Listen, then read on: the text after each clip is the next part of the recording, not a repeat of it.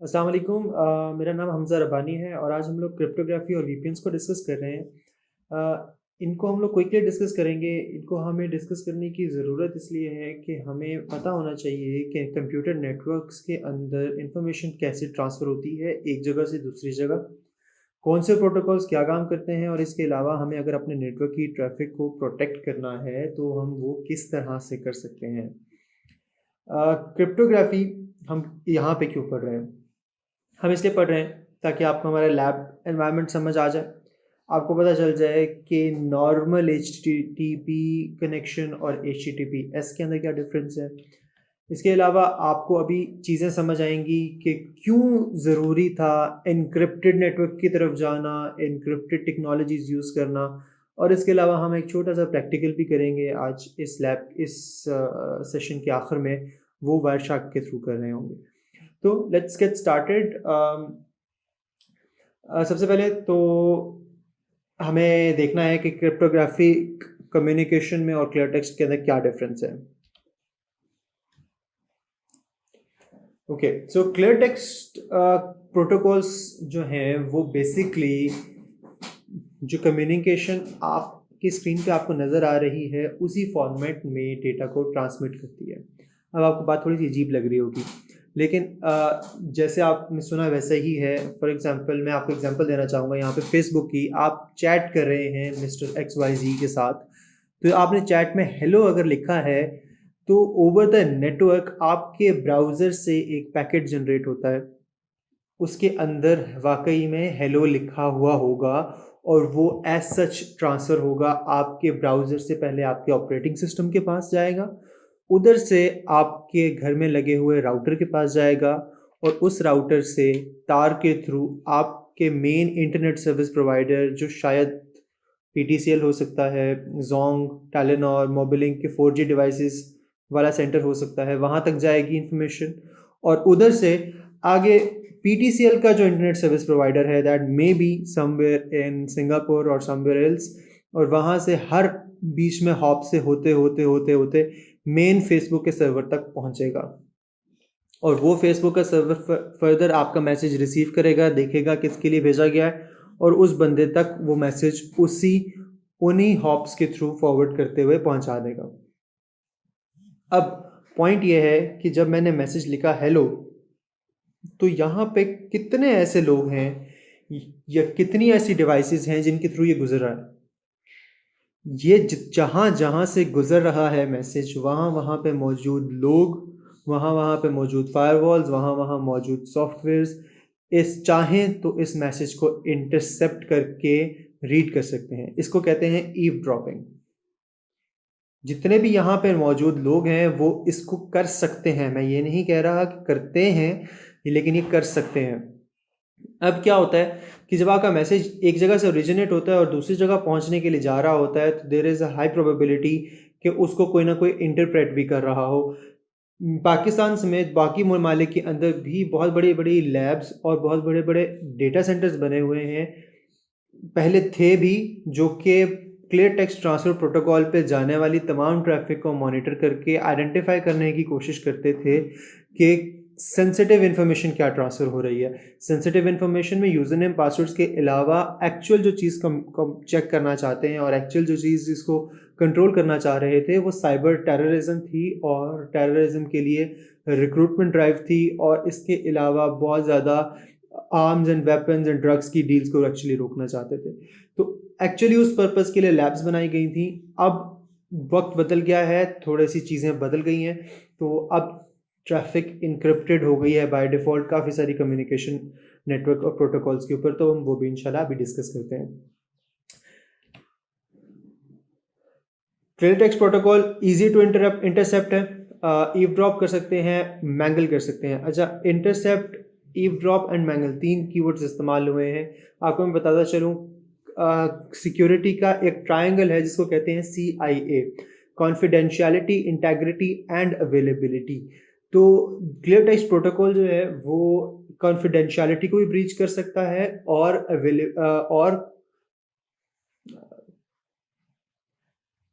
Confidentiality, integrity को भी breach कर सकता है। कॉन्फिडेंशियलिटी का मतलब ये है कि क्या जो डेटा एक जगह से दूसरी जगह जा रहा है और जिस बंदे के लिए जा रहा है उसके दरमियान में उसके अलावा कोई और बंदा तो उसको रीड नहीं कर रहा या उस तक तो इन्फॉर्मेशन नहीं पहुंच रही।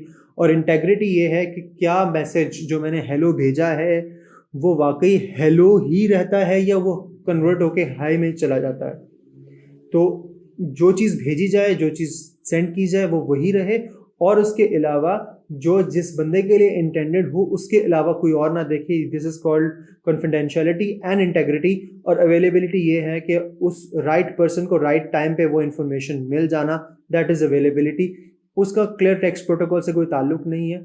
बहरहाल ये दो चीज़ें ज़रूर इस चीज़ पे मुनज़र हैं कि अगर कोई बंदा इस मैसेज को इंटरसेप्ट कर ले। अच्छा, अब आप सोच रहे होंगे हाँ यार, मैं किसी ने मेरा फेसबुक पे सेंड किया हुआ मैसेज हेलो तो पढ़ लिया, लेकिन क्या वो उसको इंटरसेप्ट कर सकता है, उसको चेंज कर सकता है? बिल्कुल कर सकता है। अब चूंकि वो क्लियर टेक्स्ट प्रोटोकॉल है, क्लियर टेक्स्ट प्रोटोकॉल के अंदर ये है कि जो भी चीज़ चेंज की गई, जो भी चीज़ भेजी गई है वो as such real original form के अंदर सेंड हो रही है। और फेसबुक को इस कम्युनिकेशन के दौरान में अगर किसी लेवल पे वो चेंज होती है तो फेसबुक इस चीज़ को चेक नहीं कर सकता कि ये चेंज हुई है कि नहीं चेंज हुई। तो इसलिए जो भी फेसबुक तक इंफॉर्मेशन पहुंचेगी फेसबुक उसको एक्सेप्ट कर लेगा एज सच। तो ये आजकल नहीं हो सकता, अभी लेटेस्ट फेसबुक के साथ भी नहीं हो सकता। ये मैं एग्जांपल के तौर पे बता रहा हूँ अगर फेसबुक क्लियर टेक्स्ट प्रोटोकॉल इस्तेमाल करता हो। बहरहाल coming back to the point, intercept कैसे हो सकती है और इन्फॉर्मेशन चेंज कैसे हो सकती है। जब एक इन्फॉर्मेशन का पैकेट एक कंप्यूटर से दूसरे कंप्यूटर पे ट्रांसफ़र होगा तो वो अब एक कंप्यूटर चाहे कंप्यूटर ऑपरेटर चाहे तो उस गुजरते हुए पैकेट को अपने पास रोक के मॉडिफाई भी कर सकता है आगे फॉरवर्ड करने से पहले। So this is interception. और वो इंटरसेप्ट करने के बाद उसको चेंज करके अगर फेसबुक तक भेज देगा तो आपका हेलो का मैसेज हे में भी कन्वर्ट हो सकता है, या कोई और XYZ एग्जाम्पल भी हो सकती है। तो इसलिए अगर अगर आपके नेटवर्क में, आपके ऑफिस के नेटवर्क में, आपके ऑर्गेनाइजेशन के नेटवर्क में क्लियर टेक्स्ट प्रोटोकॉल पे चलने वाले सॉफ्टवेयर्स मौजूद हैं जैसे कि टेलनेट हो गया या HTTP हो गया, तो उनको इस्तेमाल नहीं करना चाहिए। अगर आपको इस्तेमाल करना बहुत ही ज़रूरी है तो सिर्फ उन नेटवर्क्स पे करें जो कि इंतहाई ट्रस्टेड हो। और ट्रस्टेड नेटवर्क्स कौन से हो सकते हैं? जो ऑर्गेनाइजेशन के इंटरनल नेटवर्क्स होंगे वो ही कुछ समवट ट्रस्टेड नेटवर्क्स कंसिडर होंगे, अदरवाइज ओवर द इंटरनेट कोई भी नेटवर्क ट्रस्टेड नहीं है। इसके अलावा क्रिप्टोग्राफिक प्रोटोकॉल्स क्लियर टेक्स्ट के ऑपोजिट है। क्रिप्टोग्राफिक के अंदर एक उनका जो मेजर गोल होता है वो है कि जी हम ईवड्रॉपिंग को प्रिवेंट करें। दूसरा एक मेजर जो हमारा कंसर्न है कि वो हम लोग देखें कि कम्युनिकेशन को कोई अल्टर ना कर सकता हो, कोई और बंदा रीड ना कर सकता हो। तो एक्चुअली क्या हो रहा होता है कि जब आपका प्रोटोकॉल, जब आपकी जो जो ट्रैफिक है, जो भी कम्युनिकेशन है वो इनक्रिप्ट हो गई है, वो किसी क्रिप्टोग्राफिक एल्गोरिदम के अंडर आ गई है, तो अब की बार आपकी जो ट्रैफिक है वो उसी पाथ से ही गुजर रही होगी। आपके फेसबुक पे लेट्स से कि जो ट्रैफिक इनक्रिप्टेड जा रही है, जो कि आजकल जाती है, वो HTTPS प्रोटोकॉल को इस्तेमाल करता है, ना कि HTTP को। HTTP एक हाइपर टेक्स्ट ट्रांसफर प्रोटोकॉल है जो कि क्लियर टेक्स्ट में जाता है, जबकि HTTPS जो है hyper text transfer protocol secure है। S स्टैंड्स फॉर सिक्योर, और ये इनक्रिप्टेड फॉर्म में जाता है। हम इन दोनों की डिटेल इंशाल्लाह नेक्स्ट नेटवर्क्स के लेक्चर में देखेंगे, लेक्चर में नहीं पूरे सेक्शन में देखेंगे। लेकिन फिलहाल मैं आपको मोटी मोटी बात बताता चलूँ कि जो आपकी ट्रैफिक है वो इनक्रिप्टेड फॉर्म में जब जाती है फेसबुक के पास, अब की बार उसी पाथ से जा रही है, आपके ब्राउज़र से ही ओरिजिनेट हो रही है, आपके कंप्यूटर के पास जाती है, आपके राउटर के पास, उधर से PTCL और आगे so on and so fourth, जब तक वो अमेरिका में मौजूद फेसबुक के सर्वर्स तक नहीं पहुंच जाती। लेकिन अब में और पहले में डिफरेंस ये है कि अब इनक्रिप्टेड है। इनक्रिप्शन में क्या फ़र्क है? इनक्रिप्शन में फ़र्क ये है कि इनक्रिप्टेड डेटा देखा तो जा सकता है, मतलब ये कि इनक्रिप्टेड पैकेट नज़र आएगा कि वो इनक्रिप्टेड है, कि कोई पैकेट जा रहा है, लेकिन अंदर हेलो लिखा हुआ है या हाय लिखा हुआ है या A लिखा हुआ है या B लिखा हुआ है, ये नहीं पता चलेगा। ये नहीं पता चलेगा कि इनक्रिप्टेड पैकेट के अंदर क्या है। इसलिए इनक्रिप्टेड पैकेट सेंड करना रिलेटिवली सेफर है ओवर द नेटवर्क। और इसकी एक बहुत बड़ी रीज़न ये है कि आप यूज़र नेम्स एंड पासवर्ड्स जो थे वो बहुत मैसिव लेवल पे, कुछ कंट्रीज लेवल के ऊपर भी ये इनके ऊपर ये स्पाई करना शुरू हो गई थी। कुछ एजेंसीज, कुछ नेशनल लेवल की ऑर्गेनाइजेशंस के लोगों के फेसबुक, जीमेल, हॉटमेल के पासवर्ड्स ही पिक करना शुरू हो गई थी। उस वजह से भी इसके ऊपर काम बहुत तेज़ी से हुआ कि क्रिप्टोग्राफिक प्रोटोकॉल्स लेके आए जाएं जो कि क्लियर टेक्स्ट प्रोटोकॉल्स के ऊपर हों, ताकि क्रिप्टोग्राफिक डेटा जब गुजरे तो इवन पीटीसीएल जैसी स्ट्रॉन्ग ऑर्गेनाइजेशन भी आपके पर्सनल यूजर नेम और पासवर्ड्स को ना देख सकें। अब इन्होंने इसका मेजर काम ये किया कि क्लियर टेक्स्ट प्रोटोकॉल्स जो थे उनके ऊपर ही क्रिप्टोग्राफिक एल्गोरिदम्स और क्रिप्टोग्राफिक प्रोटोकॉल्स लगा दिए हैं।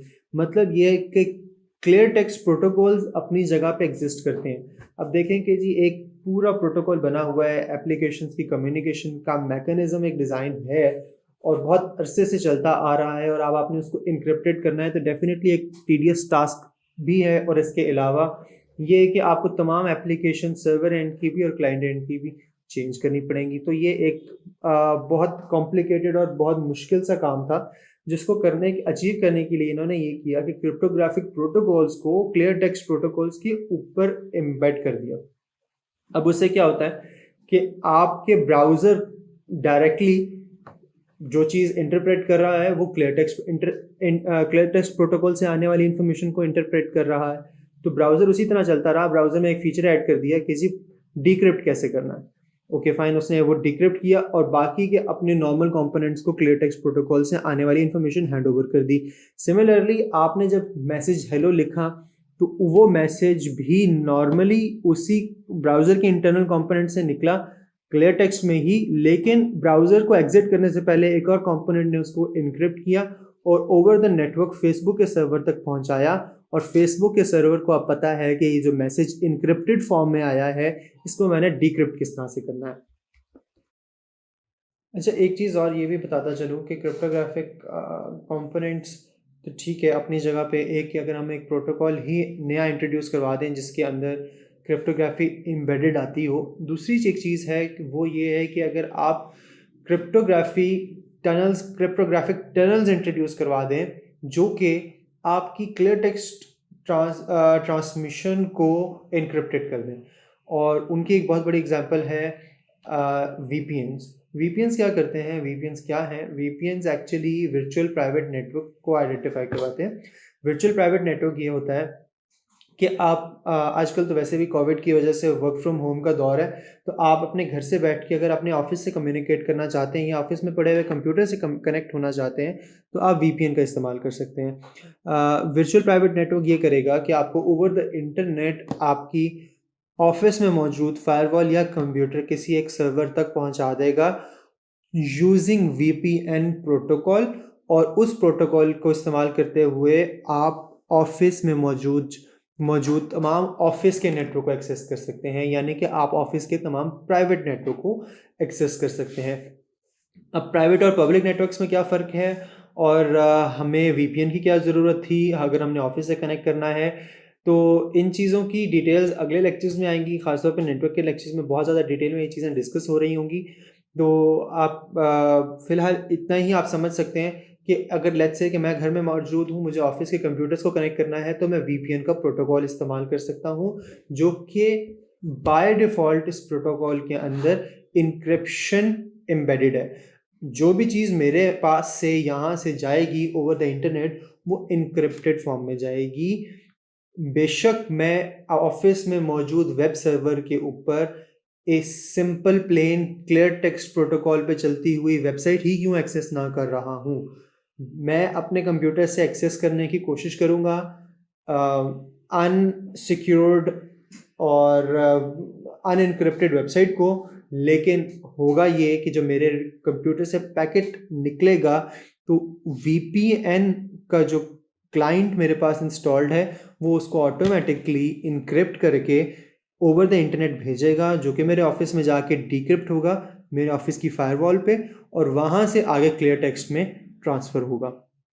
So this is the basics of VPN, virtual private network. ये VPNs हम लगा के वैसे भी अनरिस्ट्रिक्टेड वेबसाइट्स एक्सेस करते हैं। वो हम कैसे एक्सेस करते हैं उसकी भी आपको मैं थोड़ी बहुत नो हाउ देता चलूँ। जो वेबसाइट, जैसे कि आपको याद होगा, यूट्यूब बंद हुई, फेसबुक बंद हुई, हम में से बहुत सारे लोगों ने VPNs लगा के वो उनको एक्सेस करने की कोशिश की। या आप पाकिस्तान से बाहर जाते हैं ऐसी कंट्रीज़ में जहाँ पे रिस्ट्रिक्शंस लगी हुई हैं, लाइक फॉर एग्जांपल चाइना, तो आपको वहाँ पे जाके अपने जीमेल को एक्सेस करना है, अपने फेसबुक को एक्सेस करना है, तब भी आप VPNs का इस्तेमाल करते हैं।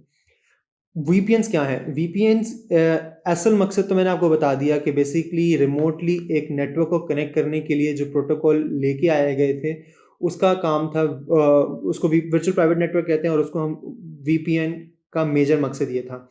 VPN का दूसरा काम ये है कि ये चूँकि बिल्ट इन इसके अंदर क्रिप्टोग्राफिक टेक्नोलॉजी मौजूद है, तो ये क्या करता है कि कुछ लोगों ने सर्विसेज इस तरह की बनाई कि अपना एक कंप्यूटर इंटरनेट पे रखा, वो लेट्स से उनका कंप्यूटर अमेरिका में मौजूद था, और उन्होंने उस कंप्यूटर को VPN सर्वर बना दिया, और आपसे कहा कि जी आप हमारे VPN से कनेक्ट कर लें।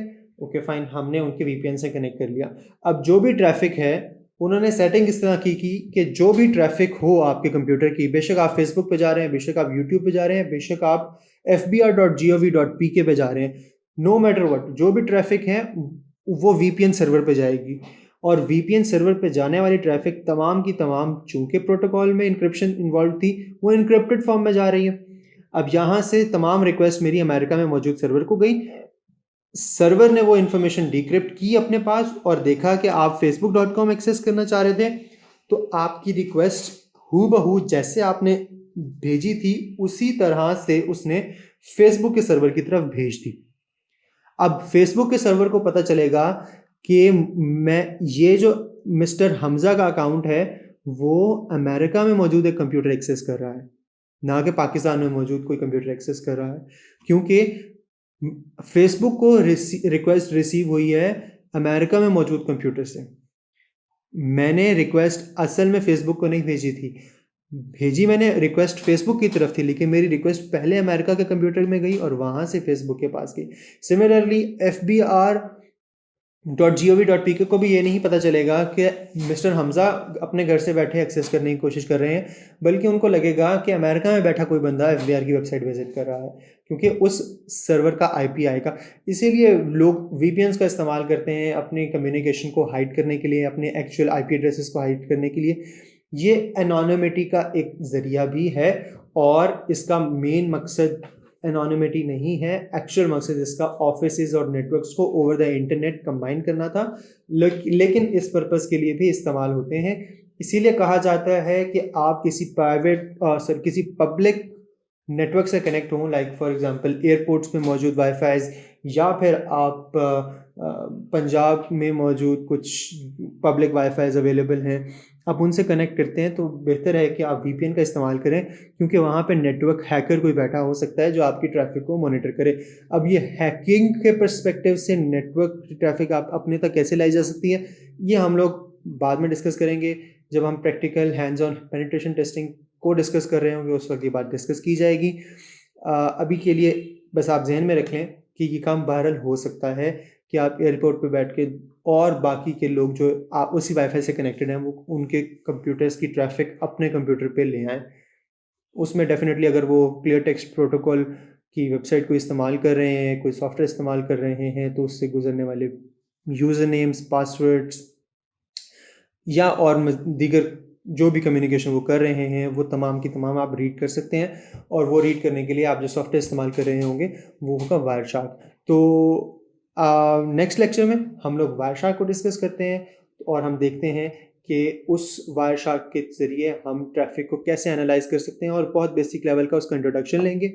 और दूसरी इंपॉर्टेंट बात ये है कि आपको VPN का मैंने बता दिया, तो मैं ये भी बताता चलूँ कि हमने जो आपको प्रैक्टिकल करने के लिए लैब्स देनी हैं, वो लैब्स भी हमारी उसी तरह से VPN के ऊपर ही होंगी, जो कि आपको VPN कनेक्शन फाइल्स दी जाएंगी जब आपका टाइम आएगा लैब से कनेक्ट करने का, और वो लैब जो है वो हमारे वीपीएन सर्वर्स हैं, हमारी लैब के नेटवर्क से आपको कनेक्ट करवा देंगे और वहाँ से आप लैब पे मौजूद मशीन्स को हैक कर सकेंगे। अस्सलाम वालेकुम।